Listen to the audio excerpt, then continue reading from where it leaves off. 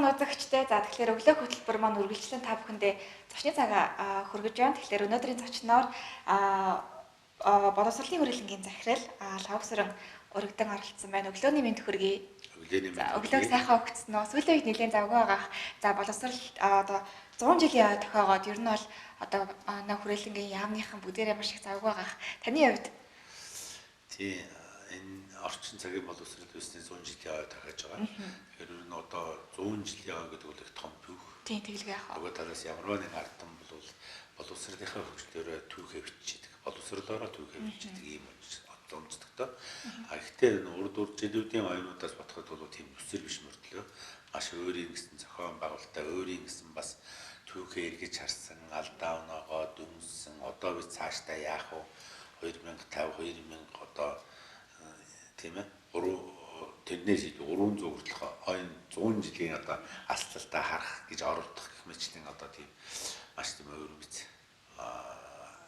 одоо өдрүүд болж байна намрын өдрүүд нөгөө талаас бол бас тэ бизнес зүйлийг жоохон тодтогч хэлхийг хүсэж байгаа. Энэ жилийн намар их гоё болж байна. Их наалгаар урт ургасан тариа ургац авлан бүрэн үз турааж авсан байх жишээтэй буцаж байгаа шууд нэг хүртэл бас нэг арай өөр өгдөө.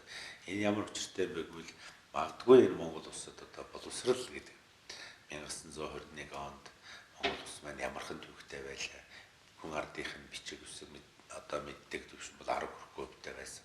Энэ өдрийн 100 жилийн босгон дээрээс аваад үзэхэд бол бид нар ямархан хэмжээний хөгжиж энэ боловсрал соёл шинжилгээ ухаан хичнээн их одоо тодорхой хэмжээнд тэр үедээ харьцуулахад ямар гайхалтай одоо түүхийг бичсэн бэ гэж бахархсан ийм гайхалтай одоо 100 жилдээ давтсан намар учраас ийм гоё үеийг монголчуудын сэтгэл дулаахан бүх юм нандсан ийм сайхан намар болж байна уу гэж би бас уран сайхны маягаар хэтрүүлж хэлээд байгаа.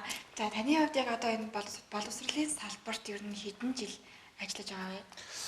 Би одоо 33 дахь жилийнхээ намрыг бол боловсролынхаа салбартаа хийж ажиллаж байна. Энэ хооронд бол нэг өдөр нэг цаг одоо боловсролын салбараас холцсон үг байхгүй. Анх сургууль төгснөөс хойш за мэдээж уртлынхаа одоо боловсролынхаа их сургууль тэрний уртлын одоо боловсрол осон түүхээ ярих бол миний одоо 60 шахан жилийн түүх бол энэ боловсролын салбартаа тасалдаг болгож байна гэж. Боловсролын хүрээлэнгийн талаар таас яг илүү бас үзэгчдтэй бас дэлгэрэнгүй тайлбарлаж өгвөл. Тийм боловсролын хүрээлэн гэдэг бол одоо Монгол улсын боловсролын уурах тарих гэж хүмүүс ярьдаг. Бидээж бас тэгж бахархдаг. Ер нь тийм түүхийг бас бүтээсэн. Ийм байгууллага 65 жилийнхаа түүхтэй бас энэ намрыг хөгдөж байгаа. За ер нь бол сургалт одоо энэ бидний хамгийн түрүүнд ярьдаг боловсрол гэхлээр чи сургалтын хөтөлбөрийн арга зүйн асуудлууд, судалгууны арга зүйн асуудлууд, за ном сурагчийн асуудлууд, үндэсний зөвлөхийн асуудлууд, гадаад дахь Монгол хүүхдүүдийн боловсролын асуудлууд, Монгол хүүхдийн хөгжлийн асуудлууд, Монгол хүүхдийн бие биедрийг хөгжил, нийгэмшгүн хөгжил, тийм ээ.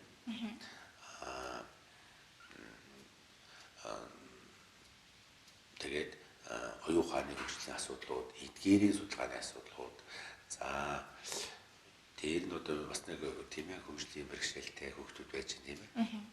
Энэ одоо тэгшүүс байдал, энэ асуудлуудын бүх судалгааг бол ингээд хамтдаа хамарч судалдаг ийм байгууллага. Тэгээд 65 жилийнхаа түүхийг бүтээж урдлын одоо энэ хугацаанд бол ерөөсөө Монгол улсын боловсролын хөгжлийн бүх гарцыг, бүх чиглэлийг, бүх шинжилгээ ухааныхын асуудлуудыг одоо бүгдийг одоо төвчээлж, чиглэлийг нөгж, замлыг одоо татж ирсэн ийм одоо байгууллага маяг утгаар маш одоо их тийм талархалтай, бас их бахархалтай ийм юм. Тэгээд одоо хамгийн сүүлийн хөдөлгөөд аваад үзэрч бид нар бидний монголчууд үгүй дэлхийг одоо сочросон тийм ковидын нөхцөл байдал үүсэж байна. Яг одоо сүүлийн жилүүд яг энэ байдал тулгарлаа гэхтэл за бид нар одоо хичээлүүдээ яах вэ? Ерөнхий боловсролын сургуулийн хичээлүүд, ихтэй сургуулийн хичээлийн нэвсийг яаж зохион байгуулах вэ гэдэг асуудлыг бүх одоо онлайн судалгааны шийдвэрүүд манай дээр гараад тэгээд цаашаа явуулж байгаа жишээтэй. Бид нар гинтл одоо нөхцөл байдлыг боллоогийн гол хичээлүүд хаахаас болсон. Тэгээд удаа хайчгаад за одоо яах вэ? Хүүхдүүд өөрсдөө мэдэрээгээд явж байгаа улс орнууд дэлхийд маш байна. Бид нар бол маш богино хугацаанд маневр хийгээд бүх хичээлүүдэд бүх судалгахуун бүрээр нь телевизийн одоо тийм теле хичээл болгоод тэгээд ард түмэндээ цацлаа. Юутайч гэсэн одоо цаг хугацааг бол боловсролын тасалдаг үүсгөхгүйгээр өдөр зохион байгуулж чадлаа. интерактив хичээлүүдийг зохион байгууллаа. Тийм ээ. За тэгээд бол мэдээж энэ ковидын нөхцөл байдал бол бид нар мэдээллийн технологийн үйл явцыг маш хурдтай боловсролд оруулж ирсэн. Тэгээд яг энэ үйл явцтай давхцаад хоцрохгүйгээр манай хүрээлэн яаснууд, харьяа байгууллагын яаснууд, боловсролын ухааны яамны харьяа газар яамаараа энэ боловсролын салбарх юм дэрвийг зүтгэж үерж идэх цаад байна. Мэдээж энд бол хоцрогтой зүйлүүд байгаа. Энэ хоцрогдлоо зөвхөн ковидаас болж хоцорсон хоцрогдол биш. Судалгааны үндсэн дээр бол ер нь ямар нэгэн одоо бид танхимын сургалтууд явуулж байгаа тодорхой хэмжээний хоцрогдод байсан гэдэг нь ойлгомжтой. А дээр нь бас одоо ковидын нөхцөл өшөөний хоцрогдлыг нэмэгдүүлээ гэсэн юм төлөвлөлтүүд гаргаад тэгээд одоо энийг яаж шийдэх вэ гэдэг асуудлууд жишээлбэл хүрээлэн дээр уулзагдах, багшийн мэргэжлийн институт, насан туршийн боловсрол, үнэлгээний төвөд бусад байгууллагуудтай хамтарч тэгээд яантайгаа хамтарч төрийнхөө шийдвэрүүдийг гаргаад маш одоо уян хатан хурцтай ажиллаж байна гэж одоо би ахлах судлаачийн хувьд хүрээлэнгийн захирлын хувьд бас бодсоч хүсэж байна. Тэгэхээр яг ковидын үед ер нь бол эхлээд яг теле хичээл буюу захим хичээлийг орж эхлэхэд за хүүхдүүд маань ч тэр яг эцэгчүүд маань яг хараахан нэг тас зогцсон тахгүй байсан. Одоо бол ер нь бол яг бүх хүүхдүүд маань яг тэр захим хичээлээ бас нэлээд сайн үзээд бүгдээрээ тасчих шиг боллоо. Судалгааны хувьд аваад үзэхэд бол ер нь ковидын нөхцөл бол бас техник тоног төхөөрөмж, газар зүйн байршил, манай монголчуудын одоо нүүдлийн соёл зэрэгтэй холбоотойгоор тодорхой ер нь судалгаагаар бол 170 гаруй мянган хүүхдийн асуудал бол энд одоо хоцрогдохтой гэсэн үнд гарцсан. А энэ хоцрогдлыг арилгахын тухай бол бас одоо том төлөвлөгөө хөтөлбөр гаргаад засгийн газраараа батлуулаад одоо тэрийг хэрэгжилтийн ажлууд явуулж байна. Нөгөө талаас одоо энэ бол бид нар бол танхимын сургалтаар бол явж ирсэн. Энэ педагогика гэдэг том шинжилгээ бүхэн одоо хэдэн зуун одоо тийм ээ энэ шинжилгээ ухаан хөгжиж явж ирсэн төвхтэй. Одоо бол бид нэр хуйтаагүй юу онлайн сургалт, бие дааж сурах сургалтын үйл ажиллагаа их хурдтай явж байна гэж ойлгох хэрэгтэй. За хоцрогдсон баахан хүмүүс байж маш одоо өөрийнхөө ур чадвар дээр, хувь хүнийхээ онцлог ур чадвар дээр бие дааж сургалтыг бол өөртөө төлөвшүүлж багшийн удирдлагаар зохион байгуулснаар маш хол явж байгаа. Сургалтынхаа одоо үйл процессыг бол хэдэн ангаар дамжиж явуулсан. Ийм хүмүүсийн судалгаа бас гаргаж байна. Тэгэхээр бол энэ хоёр тийшээгээ явж ирэх бас харж байна. Ерөнхийдөө бид нэг багцаар, бөөнөр, нэг тэгштгэх маягийн педагог сургалтын нэг гайхалтай чанар бол багш нь ерөнхийдөө заагаад хүүхдүүдээрээ хийлгээд ингээд сургадаг нэг ийм талаар зүйл. А гэтэл хүүхд өөрөө ингээд хувь хүнийх нь хөгжил рүү, бие одоо түүнийх нь хөгжил рүү, бие даах сургалтын арга зүйг чиглүүлээд өгөх юм бол тэр хүн ямар нэг юмнаас үл хамааран маш хурдтай өөрийнхөө энерги зэрэг хөгжих. Хичнээн гол дэшээ явждгийг бол бас харж энэний давуу талыг харж зарах хэрэгтэй. Ярьж утгаараа бол энэ жил бол одоо дэлхийн одоо маш их сургуулиудад хуваараа ингээд аплай хийгээд тэр нөхцөлийг бүгдийг хангаж байгаа хүмүүст бол маш хэцүү. Тэгээд ингээд аваад үзэх юм бол энд бас сайн тал байгаа, мэдээж муу тал байгаа. Ямар нэгэн байдлаар өвөг эмээнэрийн ач зээнэрээ харж байгаа хүмүүст бол судалгаа аваад үзсэн чинь маш их эерэг санал авсан. Ерөөсөө хүүхдүүдтэйгээ хичээлээ давтаж эргэж үзээ, хүүхдээ заагаад ингээд өөрөөр хэлбэл энэ ковидын нөхцөлд сурагчдын амьдрал руу эцэг их гэр бүлийн оролцоо маш их орж иж байгаа. Ерөөсөө тэр бие даах сургалтын одоо гол асуудал бол эцэг эхчүүдийн оролцоо, сургуулийн оролцоо, өргөдөө сургууль багш суралцагч хоёрын судагтхууны асуудал юм аа гэдэг байсан бол одоо бүх нийтийн үйл явц юм аа. Төрийн байгууллагууд хүртэл энэ рүү маш хүчтэй орж ирж байна. Тиймээс тэгэхээр ингээд орон нутгийн одоо удирдлагын байгууллагуудаа сая бид хөдөө орон нутгаар яваад ирэхэд энэ рүү санаа зовоод ингээд ороод ямар байд асуудал үүсчихэд бидний цөмөрөө дэмжиж теле хичээлийн асуудал дээр одоо тань тоног төхөөрөмж авах юм бол дан харалтай тавья гэд ингээд явж байгаа шишэт ингээд оролцоог нэмэгдүүлсэн ийм онцлог болж байна гэж ойлгох хэрэгтэй. Бас мэдээж яг сайн тал байгаа гэдээ таас муу тал байгаа гэдэг хэлжсэн. Мэдээж бас яг одоо нөгөө нэг бид нар чинь захим хичээл болон ер нь хичээлд хамрагдахын тулд бид нарт одоо юу гэдэг чинь за ухаалаг утас одоо хэрэгтэй болно. За мөн дээрэс нь тодорхой хэмжээний интернет хэрэгтэй болно. Телевиз тийм ээ. Одоо тэр болгоны Улаанбаатар хотод гэтэл захаа ороолуудыг аваад үзэхэд бол бас телевизийн хэрэгцээ хөрөлцөө мөтэй айлууд байж байна. Хөдөө орон нутгад малчид байж байна. Зарим малчид нь дотроо нүгөө явчих чинь хүүхдэд дагуулаад аваад явчих чинь тийм ээ.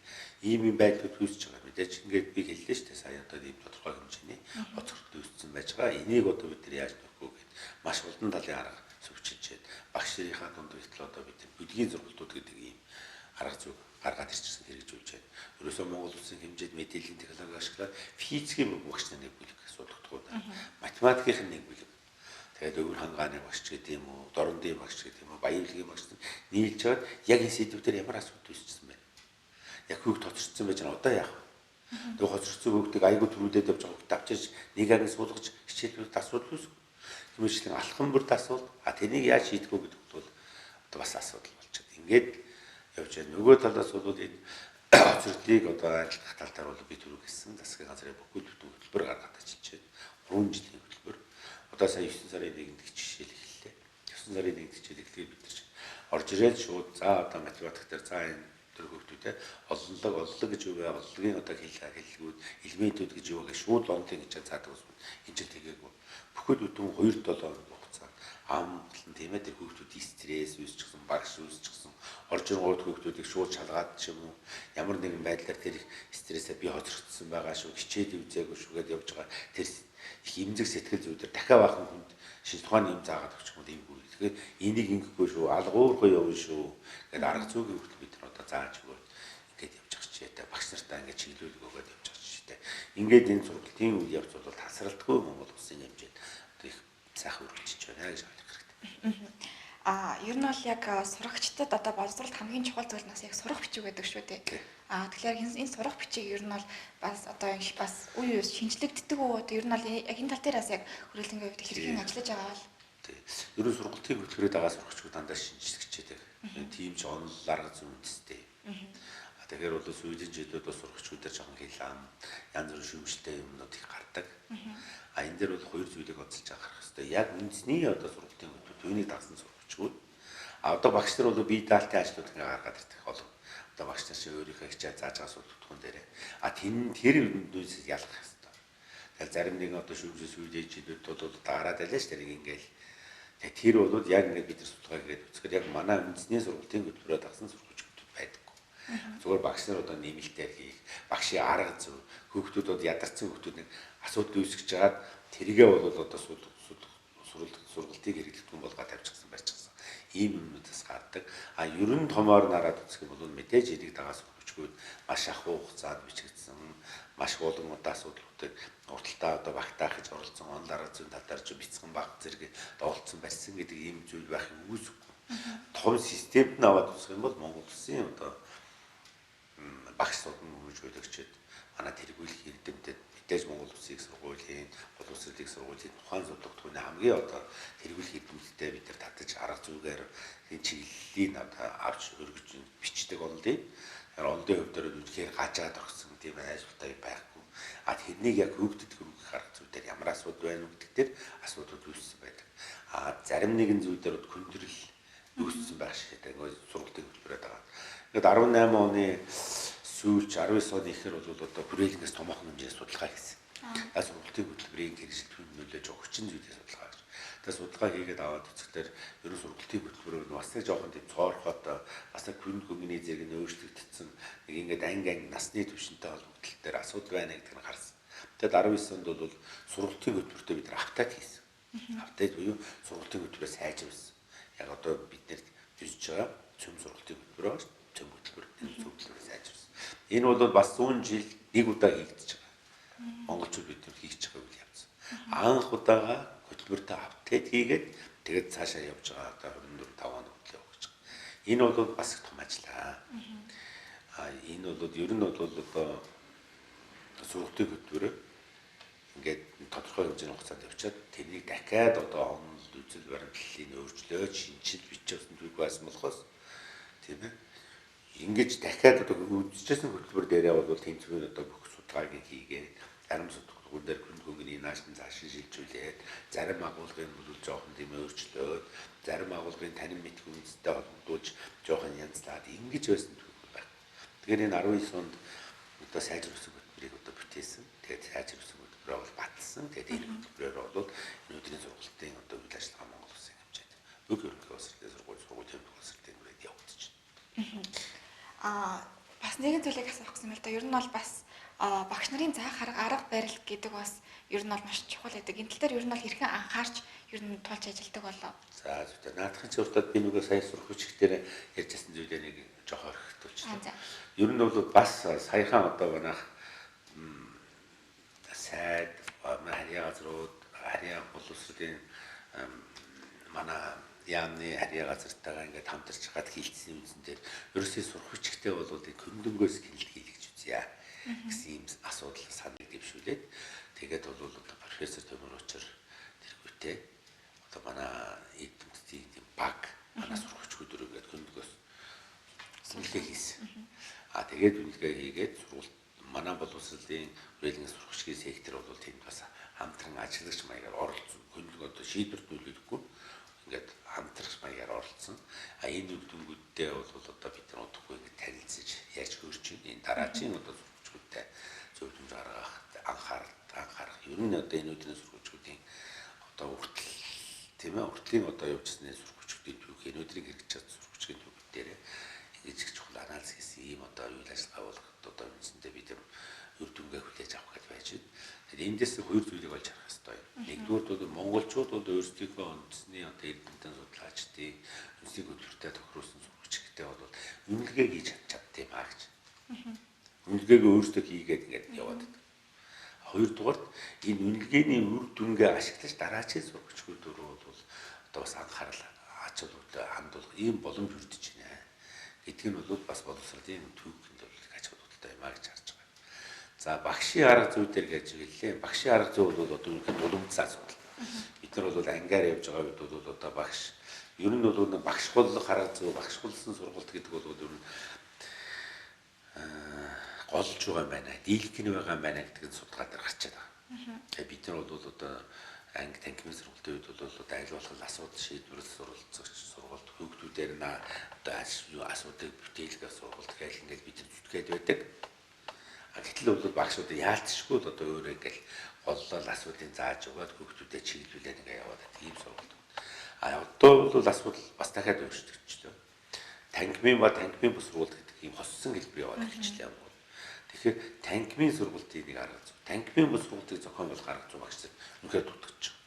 Энэ тал дээр бол бид нар бас л одоо энэ өнгөрсөн 2 жилийн хугацаанд бол багш нартаа чиглүүлсэн заасан арга зүйг нь бол энэ одоо тодорхой хэмжээний арга зүй чиглэл өдрөмжөөдөг өгсөн сургалтуудыг зохион байгуулсан ийм үйл ажиллагаа бол бас тасардаггүй хийж ирлээ. Ерөн цаашдаа бол энэ танхимын бус сургалт гэдэг бол цаанаа бие даах сургалт буюу хуйтайг гэдэг хэлээд шүү дээ. Хуйтайг арга зүй гэдэг зүйлийг одоо хол үндэс суурийг одоо өгч байгаа юм. Тэгээ ер нь бол хүрээлэнгээс удахгүй бас энэ бие даах сургалтын арга зүйн талаар бол олон тийм томоохон бүтээлүүд гарах байх. Ташрууд хэлэхэд бол профессор Бадарч багш. Тэгээд одоо бас ЮНЕСКОд олон жил бол үдэд галбай ажил хийсэн. Манай шинжилгээ ухааны технологийн сургуулийн одоо директораар олон жил ажилласан Гавьяа багш байдаг. Энэ багшийн одоо бүхэл бүтэн сериал 4 одоо ном гарлаа. Энэ дотор бол одоо тэр хоёр дахь бот дээр нь бол тодорхой заагдсан. Тэр багшлах гэж юу юм, суралцах уу гэж юу, энэ суралцах арга зүйн асуудлууд юу юм тийм ээ. Ерөн зүйлүүд бол энэ нейросайенсийн шинжилгээ ухааны боловсролын хөгжилд ямар түлхүү орж иж байна.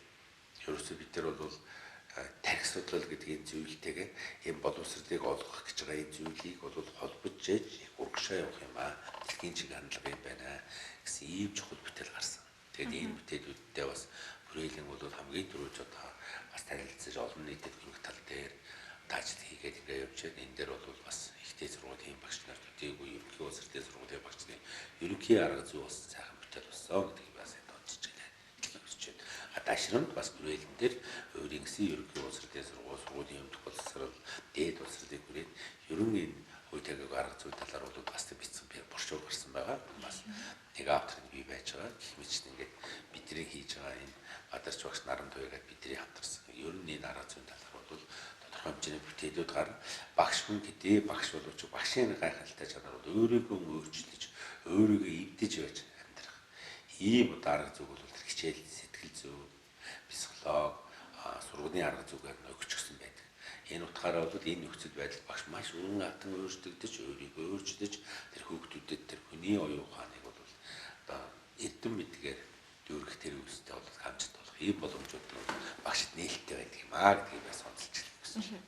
За хүрээлэнгийн хувьд одоо хамгийн сүүлд хийгдсэн судалгаа мөн дээрээс нь цаашдаа ер нь бол бас яг тийм судалгаанууд яг энийг чухал ажил ер нь бол за манай хүрээлэнгийн одоо хийгдсэн судалгаа бүтээлүүдийг одоо түүхчдэд ярих юм бол бүхэлдээ хэдэн бодохоор зөвхөн одоо чи онцолж асуулаа сүйдэж идвүүд тэгэхээр боловсролын хүрээлэн бол одоо сүүлийн жилүүд энэ гадны том байгууллагуудыг хамтарч ажиллах дээр бол онцгой гарч ажиллаж байна. ЮНЕСКО-гойгоо хамтарч боловсролын суурь судалгааны тайлан гэдэг зүйлийг бүтээлийг бол 2019 онд гаргасан. Энэ бол одоо бүх салбар шатанд бүх одоо боловсролын аягаар одоо гаргасан том бүтээл. Энэ бүтээл бас ЮНЕСКО Монгол үндэсний байгууллагууд тийм ээ төрийн байгууллагуудыг ЮНЕСКО-г сайхан өндөрлөсөн. За тэгээд энэ дээр үндэслэлд бол одоо олон талын судалгаанууд ингээд цааш өргөжлөж байна нэг тал дээр. Нөгөө тал дээр хүүхдийн хөгжлийн судалгаа гэж одоо том судалгаа бол манай хүрээлэнгийн нэг чиглэл. Энэ дээр бол одоо хоёр дахь дахин одоо апдейт хийсэн. Ер нь нэг юм хүүхдийн одоо стандарт чанарыг одоо тогтооё, сурвалжийн нийгэмшгүй, оюун ухааны, бие бэлтрийн одоо тэр зүйлийг ингээд тогтооё гэх юм бол анхны нэг гараа тогтоогоод энэ явцын тогтоогоод үр дүнгийн дахиад энэ цаашдаа юу байна гэдгийг тогтоож. Тэгэхээр энэ хоёр талын судалгаа бол одоо хийгдэж байна.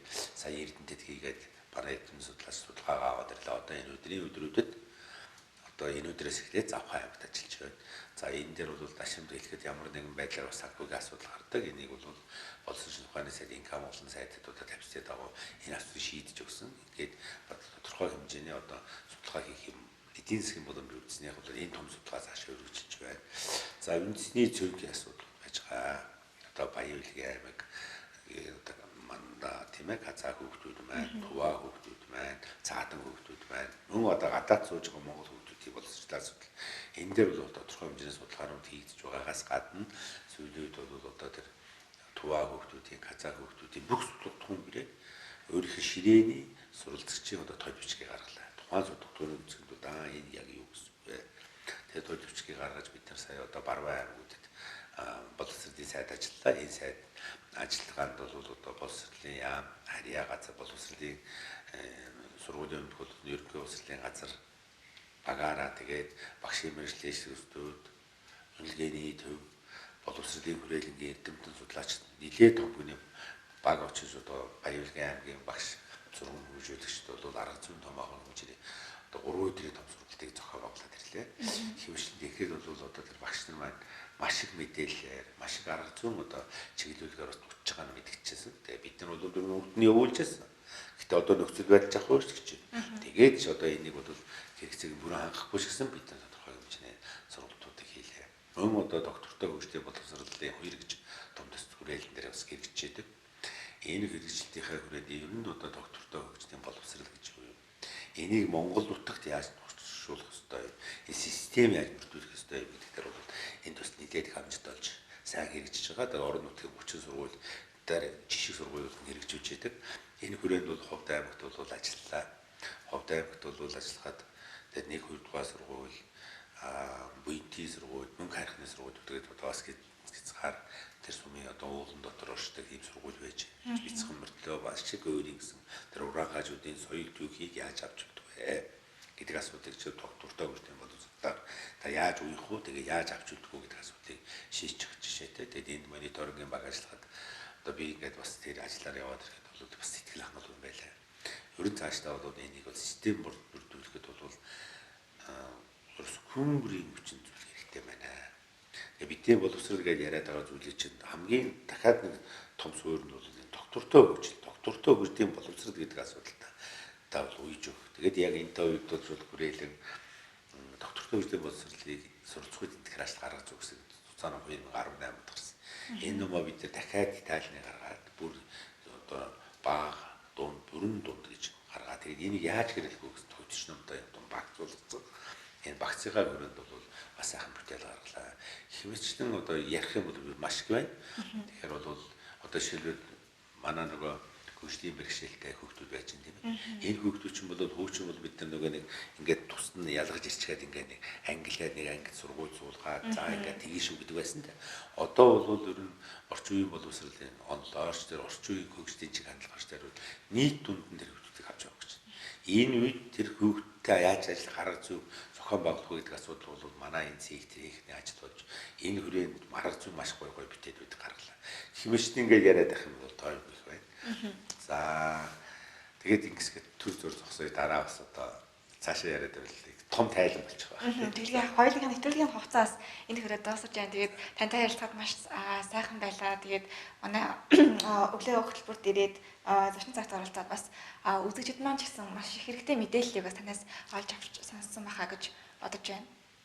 За баярлалаа. Ингээд лайк телевизийнхаа үзэгчдэд бүгд амжилт хүсье. Та бүхэн хамгийн одоо салшгүй мөнгөний том сэдв бол боловсрал юм аа. Ингээд өр хүүхдүүдтэй өөрсдөө тэгээд ер нь монголчуудынхаа нийт боловсролын төлөө бүгдээрээ чин сэтгэлээсээ зүтгэж байя. Бүгд амжилт хүсье. Сайн хүсье.